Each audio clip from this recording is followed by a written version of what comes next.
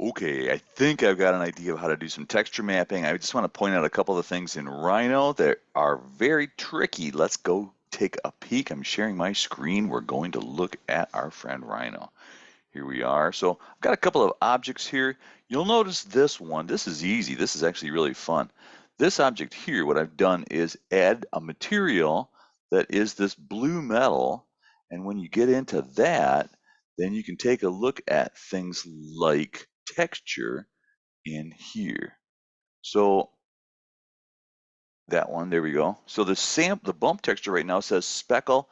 I can change that to leather. Look at that. And then change the size of that, make it a little bit smaller and finer or lumpy and large. So you got a lot of control there over the different kinds of materials you can put in there. You can put in some dots.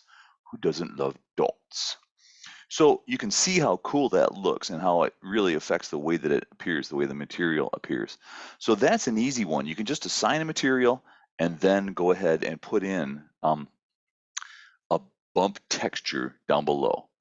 So there's that. What I want to talk about here, what if I wanted to put an eyeball on this guy? So you can see I've got an eyeball material here. It's I I'll I'm going to throw that one away. I'll just delete that and click on this and say get rid of that. Are you nuts? Yes, I am. I'm going to make a new material. So I just want to show you how I would go about doing that. So there's this object. I'm going to say materials. Yes, I want to make a new one. And I'm going to make a picture material.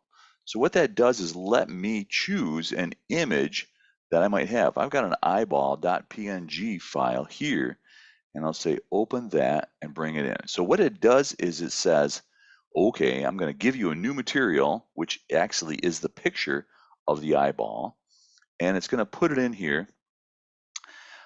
This then gets a little bit tricky because what I've done is effectively made a texture map. I'm going to assign that to the object. I can either click here and say assign to object. This is selected so it would know what to do with it.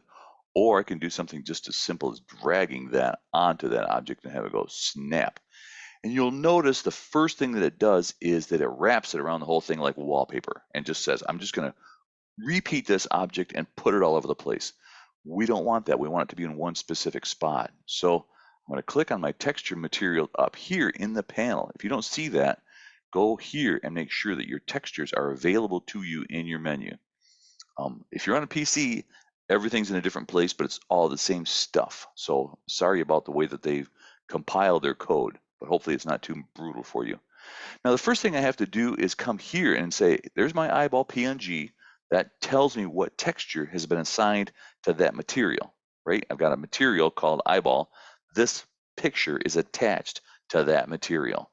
So right here it says that's a simple bitmap texture, which means we can't do an awful lot with it. We want to do stuff to it. So let's switch it up here to bitmap texture.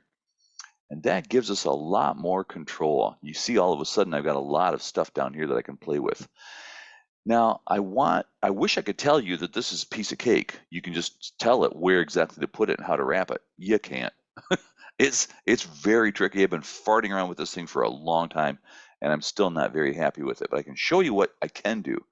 If you click on environment map, what that will do is it gives you automatic mapping, and that's how I got those eyeballs. Notice this will follow me no matter what direction I face because it's effectively saying, oh, you want to make that a whole surface that will follow the environment. No matter where you are, that will follow you around. So that's how we did the eyeballs in the alien picture that I gave you earlier.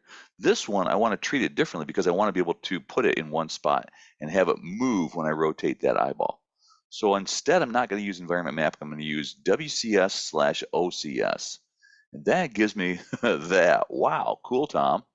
I know it looks like stupidity, but that's because what we've got in here is it just repeats that image as much as it needs to. If I click here on no repeat down below, now what I've got is that appears only once on this object somewhere. I can't find it right now. So I've got to go back in here and mess with things like size. Let's try size of 25. And you'll notice these two are linked right there. Those two are linked. The size up and the size down, or the size left and right.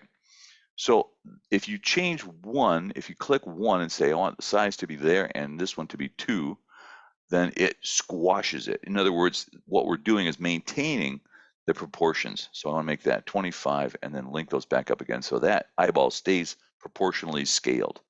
And then here in the offset, this is the tricky part where you go, well, I'm going to put in some numbers and just see if I can't get that to sit more or less where I want it to. And you kind of can in the offset. But what it's trying to do is to follow the contour of that shape and put it around. So there we go. I've lost the highlight on that thing, but you can see I've got kind of an eyeball on a stalk that looks pretty cool. There are probably other ways to do this. I might be able to put a large white square around my original eyeball, which I drew in Illustrator, of course. I don't have it open right now. Eyeball, AI. So if I put a big white square on the outside of that thing, bring that whole thing in and then wrap that, I may have a little more control over exactly how this plays. But just so you can kind of get a sense of how you could get an image in there, and also, of course, this very groovy texture mapping that happens here inside that. So hopefully that gives you a little more tools, a few more tools to put into your Rhino toolbox as you make fabulous aliens. I so look forward to seeing what you do with this. See ya.